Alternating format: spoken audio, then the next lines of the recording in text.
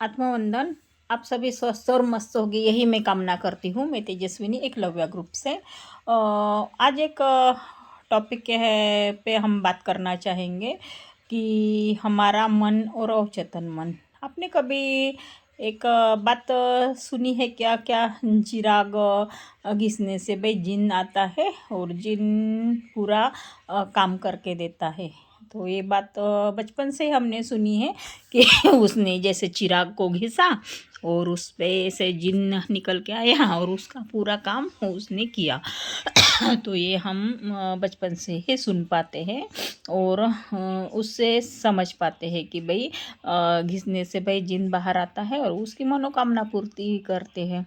तो हमारे पास भी एक अंदर का एक जिन होता है, जैसे मन हमारा विचार करता है और अवचेतन मन उसको जिन कहा गया है। तो वो जिन हमेशा ब्रह्मांड से जो होती है ना ऊर्जा, उससे कनेक्टिविटी रहता है। तो दिमाग का जो पोर्शन है उस पे अंदर जो छोटा सा ये दिमाग, उसको ही अवचेतन मन कहते हैं।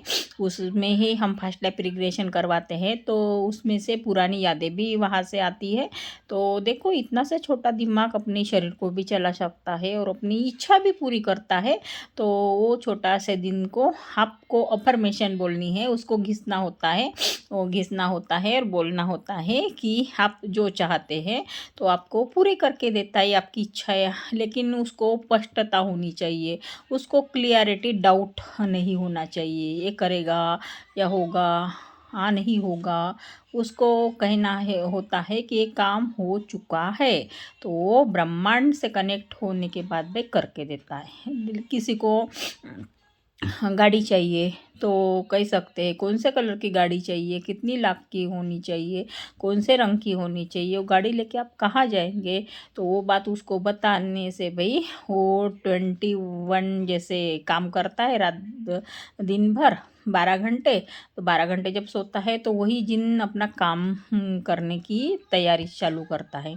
और हमने एक कहावत सुनी है कि कस्तूरी जो मुर्ग के पेट में होता है, मुर्ग पूरा जंगल घूमता है लेकिन उसको कस्तूरी नहीं मिल पाती। तो हमारे अंदर भी भीतर एक सांसों का ज्ञान होता है। सांसों को जुड़ के हम जो चाहिए वो मांगते हैं और जो अवचेतन मन होता है उसको जिन को घिसने से वो भी प्राप्त होता है। लेकिन उस पर हमने कभी गौर किया या प्रयास किया? हम पुरानी बातों को ही लेके बैठे हैं कि पैसा कमाना आसान नहीं है, पैसा पेड़ पे नहीं उगता। पेड़ को पैसे को बार बार जतन करना पड़ता है या संभाल के रखना पड़ता है। बिना संघर्ष किया पैसा नहीं आता। तो यही निगेटिव थॉट हमारे दिमाग की एक मैनेजमेंट कर दी गई है। तो इसीलिए हाँ, हम हमेशा बोलते हैं पैसा सहजता से आता है, सुगमता से आता है, सीधी तरीके से आता है। आप जब बुलाओ तब भी आता है, जब ना बुलाओ तब भी आता है, दिन भर आता है, रात भर आता है, लगातार आता है, ऑनलाइन आता है, ऑफलाइन आता है, बार बार आता है, चारों दिशा से आता है और पेटीएम से आता है, गूगल से आता है।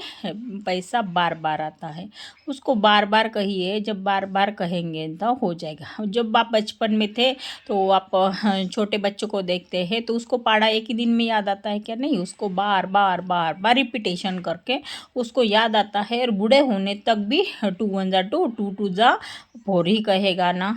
हाँ, तो ये बात हमेशा याद रखिए कि हमारी जो जीवन की दुखों की व्याप्ति हमने बढ़ाई है तो उसको दूसरा रास्ता देके हम बोल सकते हैं पैसा मेरे पास बार बार आता है, लगातार आता है। बोलने से बोलते क्या होता है, आपको कोई गाली दे के चला जाएगा तो आपको कुछ बुरा नहीं लगेगा और आपको बोलेगा कोई कि क्या सुंदर आपकी बातों से हमारा प्रॉब्लम सॉल्व होते हैं, आप कितना सुंदर बोलते हो, हमको आपसे बातें करने की इच्छा होती है, हमको फ़ोन करने की इच्छा होती है। तो कितना अच्छा लगता है भाई, मुझे तो कोई मैसेज करता है या फ़ोन करता है या बोलता है, या मैं यूट्यूब के वीडियो डालती हूँ उसको लोग शेयर करते हैं, सब्सक्राइब करते हैं। तो एक ही सब्सक्राइब बढ़ा या एक ही शेयर हुआ तो मुझे बहुत खुशी होती है। पहले ऐसी नहीं थी कि भाई 1 लाख भी मिले तो हाँ कम ही लगते थे, लेकिन अभी 1 रुपये भी मिला ना तो उसकी कीमत मुझे पता चली है बहुत करोड़ों के ऊपर जाती है।